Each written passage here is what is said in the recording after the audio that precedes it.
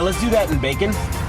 Absolutely. What would you like to drink with that? Can we do a cherry limeade?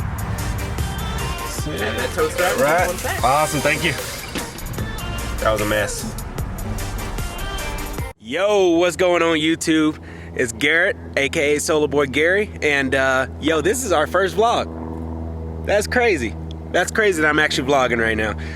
I got a lot of requests from friends, family, things like that. They're always watching my social media account. They're always wondering why am I always doing such fun stuff and not sharing most of it. I mean, I share a lot of it on Instagram, but they're little tiny clips and stuff like that. So finally, after years and years of hearing it all the time, I'm finally just gonna start vlogging. To be honest, I'm camera shy. I'm camera shy as shit. So doing this ain't easy for me. I'm gonna come out and just show y'all kind of how I live. I mean, the things that I do. Half the time, 90% of the time, I'm always working, but when I'm not at work, I'm always trying to do something fun. I'm trying to keep my mind, keep my spirit out there in the world, learning new things, and just overall getting the whole experience of life before I get too old. With that being said, I'm gonna show you what I daily drive. So this here is my 2018 Toyota Tundra SR5. I jacked her up, 6-inch lift. It's actually a 6-inch rough country. Got her on 37 Toyo Proxy, not Toyo Proxies, Toyo Open Countries. MTs, went with 37s with those, and we got the fuel off-road wheels. Man, you cannot go wrong with those. This setup is just fire. And I do a lot of off-roading and things that you guys will see in the future vlogs. But this is my baby. I daily drive this thing. There's a lot more things I got planned for it. Got some Baja Design Squadron Sport lights up there, ditch lights. Before all this was on this truck, it actually used to be more of like a stance truck. 14 wides, no Squadron or no ditch lights or anything like that, and kind of just made it like a little pavement princess. But honestly, the more I kept driving the truck, the more I wanted to get wild with it. I want to actually turn this into a Baja truck, get full wide body flares and things like that. I'm sure you guys will see it in the future vlogs when I get to building it more. But as of right now, yeah, just got a 6-inch rough country lift on it, 37-inch tires, wheels. Did 17x8s for the wheels. Just can't go wrong with this setup. I mean, I get over everything. I took this thing to Moab almost 7-8 months ago. The thing did crazy good. No issues at all. But yeah, man, nothing really too crazy. Everything's kind of basic on here, pretty much stock. With that build aside, what I really want to go over is what I'm cooking up back at home. Enough wasting time right here. Let's go ahead and shoot on back to the house, and I'm gonna show you the Z. Actually, you know what? Before we go home, I say let's do a fit check real quick. Let's just do a quick little fit check. I'm feeling like I'm glistening today. We're doing something light today, so I'm gonna go ahead and share the fit with y'all real quick. I'm gonna back y'all up here real quick. So first thing I want to start out with is we got the hoochies on, the hoochie shorts on today. Little cheapies. I don't even remember where I bought these, but I know they were super cheap or something like that. I think it was like Forever 21 or something. But got the Nikes on the feet. Everybody should already know what those are right there. Things is fire. Got the Billionaire Boys Club shirt on right now. My blacks don't match, but that's all good, because we in the field today. Got the jewelry and everything on. Damn, I'm creasing the hell out of my shoes right now. We glistening. Let's get it. So let's take y'all back home, and let's get this party on the road.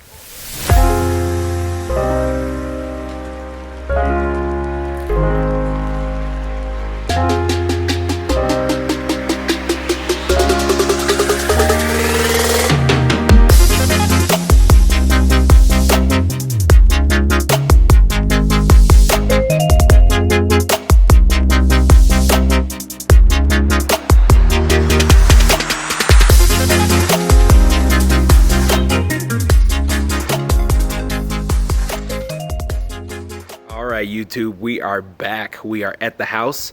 I got the Z right here behind me. I'm gonna kind of go over it with you and let you know everything that kind of got done to it, and just go ahead and review it. And if there's something that I missed or something like that, please put it down in the comments, and just let me know, and I'll review that in another video. But as of right now, there she is. Looks real good. This is my baby. She's a 2003 350Z with exactly 57,000 miles stamped on it. Man, you just cannot go wrong with that look. Looks so good. So what we got done to it so far, I mean, a lot of my friends and family, they're gonna know exactly what this car looked like way before. I wish I actually started filming when this car was bone stock, but about 2 years ago it was bone stock. It was blue, had no mods done to it whatsoever. I actually got it with about 33 or 34,000 miles on it.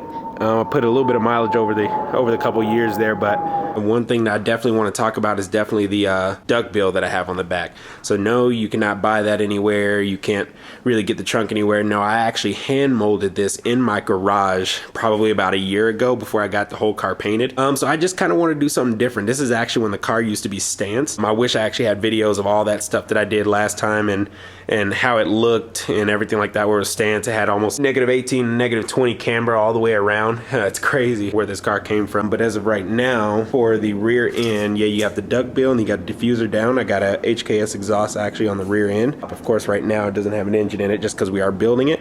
A bunch of our parts and things are back here, which I am going to actually review here shortly with you. The drag pack that I got on it. So right now I have Race Star wheels wrapped in Mickey Thompson ET Streets. This is a 275/60/15. Wheel size that I went with was a 15/8. Forgot the offset. I'm gonna have to look that back up. But man, I mean, I absolutely love that setup. I did a bunch of research and everything of what kind of drag pack setups people are using on Z's. Not many people drag Z's, so it was kind of hard to kind of look for it, but I did find a lot of good stuff on the internet for that. But with that being said, going back up to the front, we have the LMGT4 Nismo wheels made by Ray's. The size that I went with that was a 18 by 10.5. And I got them wrapped in Toyo Proxy R888s. Size on them, I did a 295/30/18. I don't think I can switch to any other drag pack on here. I think it just looks absolutely beautiful. And next thing that I want to go over is the carbon. So the carbon on there is actually made by this company named Fly One Motorsports. I absolutely love the company. The customer service with it is actually phenomenal. And I just love working with them. Every time they come out with something new, I mean, I'm always trying to be on it. It's like the carbon they make, it's on point. Like everything's on point. I mean, everything's kind of dirty right now, so the car's been sitting for like almost like 6-7 months, so it's real dusty and everything right now. But I got the Fly One Motorsports fenders, got the Fly One Motorsports Renegade hood as well. Thing is actually really great. Also got the roof up here. Man, it's been crazy getting this thing on, man. You got to be very careful when you take these pillars and everything off, because there's little tabs on the back side of this pillar that break really easy, and it's a very expensive fix if you were to break those. I think just one of these pillars without paint is like $500. They're like each, so you got to be really careful when you take it off. That way you don't break those clips. Going back to the roof, it is a very good roof. I have no issues or anything with it. First time that I installed this, I actually messed up and actually didn't put enough 3M tape on the back side of it. I went for my first drive and literally had lifted up the wind. I went right under it, lifted it up, flew right off of the roof of the car. And luckily it didn't cause too much damage. One thing it did do is it cracked it kind of right on up here, which actually I was kind of annoyed about it, but it looks like it cracked just like the clear coat. So what I'm gonna do is I'll just take it to a body shop and get it all cleared back up. But at the moment, it's not really a necessity at this moment, because it's not really doing anything for me now the engine's out and I'm building the engine and everything like that. But moving back to the rear of the vehicle, when I was molding it, it took me almost about a week to get this thing even, no spots, no pits, just to get everything out of it. I actually made it out of fiberglass. Fly One Motorsports actually makes a duckbill for this type 33 duckbill or something like that, whatever they call it, and it actually sticks like all the way up here and comes all the way out. So this was a piece of that duckbill. I bought it straight from Fly One Motorsports. I loved it. Don't get me wrong. I just wanted to go for a different look because I wanted to be different than other people. Damn, bro, it's just hit her mirror. Is it good? Yeah. All right, let me see. Good. Yeah, let me see here. Okay, yeah, you didn't cause that much damage. This is the second time I've hit it. Oh, does it? All right, no problem. Everybody always asks me how I did it and everything and how I molded it into my trunk. So actually, Fly One Motorsports actually makes a Type 33 duckbill for the Nissan 350Zs. And it mounts actually like all the way up here, and then you 3M tape it all the way back, and there's an extra bill that kind of comes out from that fiberglass mold that they made. I mean, it looks actually really good. I rocked it for the longest time. I'll see if I can insert a picture right in here for you of what it used to look like. But what I did is I took that duckbill off and I chopped it up. I just kind of sliced it right in half. That way it only left the end of the duckbill out. And what I did is I grabbed that piece that I cut out and I centered it as best as I possibly could on the rear end. And then I held it up by like a broom. It was super weird just to hold it up right here. And there was a bunch of gaps and things in between here. And what I did is actually just grab a little bit of epoxy or a glue or something like that, and I just kind of held it off in each little points in little areas that I can hold the duckbill up. And then when I let that dry, it sat perfect. I was able to take everything off. And then what I did is I filled all the gaps up with fiberglass and just sanded it down. It took me almost a week just to get everything kind of sanded down, molded, and then after that you just do your regular process of body filler and things like that just to make sure everything is perfect. It took me definitely longer than it should have, but it came out great. Now unfortunately I can't run this duckbill in drag racing. I mean, for obvious reasons, of course. I mean, it's a big old paddle right on the back of the car. But now for drag racing, it's just not going to be best for the aerodynamic structure of the vehicle. Like all the wind and everything's going to come straight through the roof and just come straight into a paddle, and it's going to be a big old windbreak. So I will be taking that off, selling it. I don't know what I'll be doing with the whole trunk lid or anything like that. I may just cut it down and figure out a new design with it, or put a drag wing on it or something. But yeah, with that being said, man, anything else on the rear, just little stuff like G35, like mud guards and stuff like that. I got a little eBay diffuser down there. I actually did the rear wiper delete. A lot of my Z owners know what you'd have to do with that. Just go to Lowe's, pick up a little tab, and kind of take all that stuff out and just fill it up, and that's that. But not much else with the rear end. I keep a lot of things as simple as possible. Next thing I want to talk about is actually the suspension setup that I actually have on this. I actually went with Power by Max coils for the front and rear with 326 power springs on them. I believe I have 60K spring rates in the front, 50K spring rate in the rear. Man, those things are bouncy. And all my other suspension that I have in there is either all PBM or 326 power arms, upper control arms from Power by Max. I got the lower control arms for the rears from Power by Max. I got Voodoo toe arms. That's pretty much it. Mainly all my suspensions just mixed with 326 Power by Max and just OEM stuff. Next thing I'm gonna get into is the interior. Not very much done to the interior. I mean, way back when, this whole interior used to just be tan, but I did a whole black interior swap. Tan seats are still in here. We're probably gonna either be getting Sparkos or we're gonna be getting Recaros, but that'll be in like a future video or something like that. I'll just kind of surprise you guys with it. But yeah, just did the whole black interior swap. Also did a suede wrap on everything. Yeah, so it has like a suede velvet kind of wrap on it. I did the roof, pillars, I did almost everything, and I'm actually planning on redoing everything because I did it a while ago and actually it just needs a refresh. It looks baller though. Looks really good. I wish there was more pieces that I did, but I have to take all this stuff off anyway because I also got black vents and everything in the mail that I'm gonna have to put on there. So I gotta take the whole dash apart just to get these vents out of there and new ones in there, but it's all good. But with that being said, man, not very much. It's kind of dusty in here because I just left everything in there when I take the engine out, and trying to keep things stored and keep it all organized and everything in there. But yeah, nothing really much going on with the interior. I will definitely get a new wheel and everything like that, but for right now, this will do. Got my little pods and everything up there for running the boost gauges and things like that.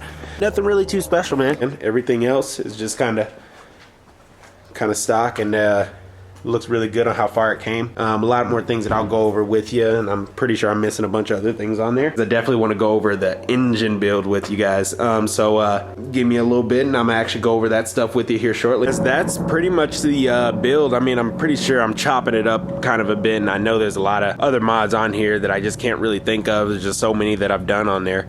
Yeah, but I say let's get into the garage, and I want to show you kind of what I'm cooking up for the engine. We're going with the 2JZ engine, so let me show you the goodies we got in there. Be right back. All right, guys, now we got the holy grail of this 350Z, and that is going to be the motor. So we got us a 2JZ GTE VVTi engine that we're going to be putting in this car. We're going to be shooting for some big numbers, that's for sure. So as of right now, I wish I didn't lose the footage, but the footage I had of prepping this block, getting it from the machine shop and things like that, I did get the block board out to 86.5 for the pistons that we're going to be running, which are right there.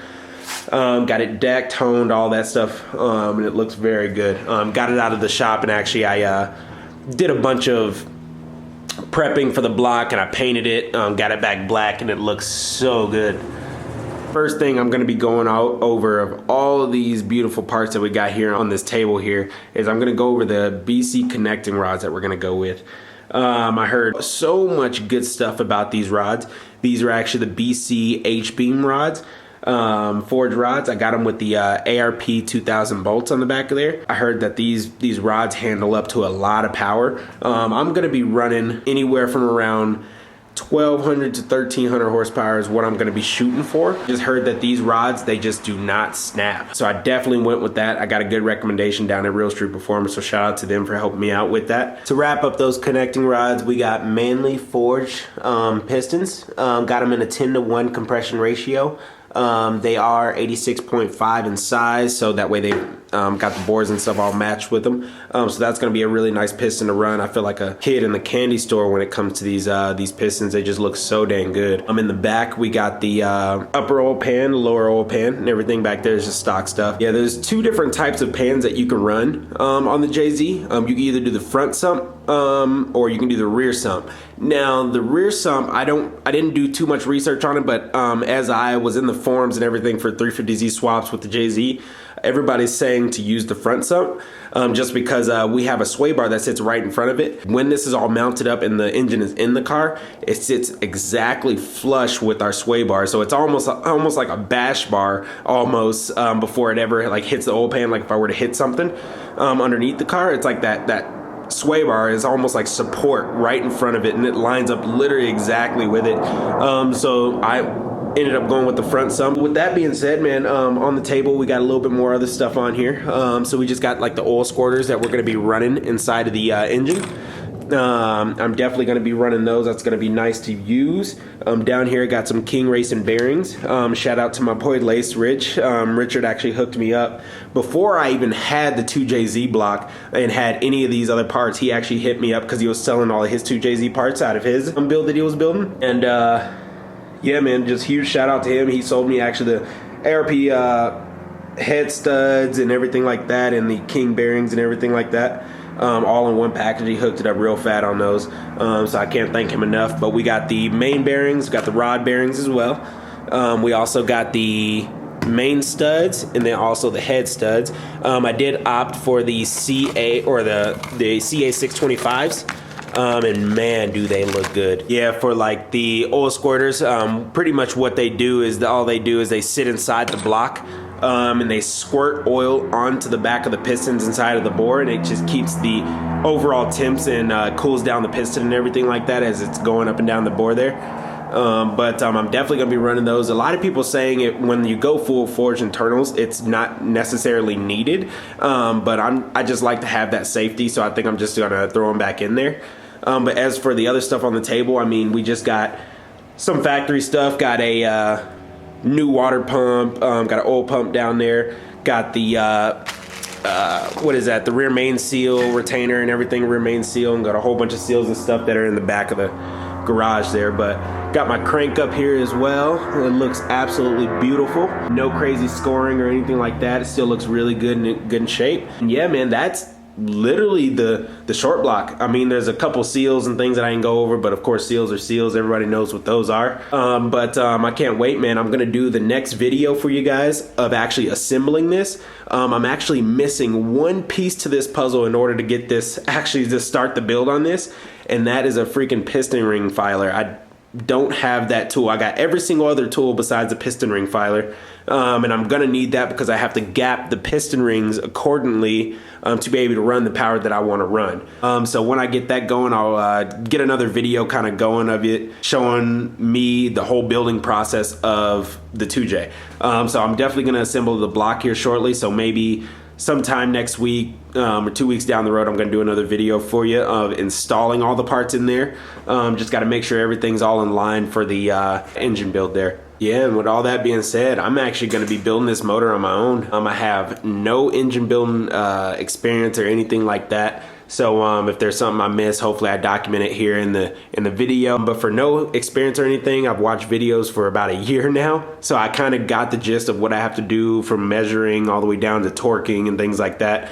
Kind of wrote down my whole list. But with that all being said, I think I'm ready for it, man. I am going to be doing it all on my own. I have a little bit of support from the friends, of course. But yeah, hella excited to get this thing rolling. You guys just stay tuned. We'll pump out these videos for you. That way you can see how we build it up, and hopefully by next summer, man, this thing's gonna be making some jam. With that being said, y'all have a good one. This might be the end of the video here. Just wanted to kind of go over the build and things like that. I know there's a bunch of things that I'm missing, but of course future videos will sum all that stuff up. And if you have any questions or anything like that, just go ahead and comment down below. I'll try to get to as many people as I can. I know this is my first video, so not very much detail that I have to go over, but yeah, just go ahead and like, subscribe, comment, everything like that. Yeah, I definitely appreciate it, and I'm just gonna see you guys in the next one. All right, have a good one.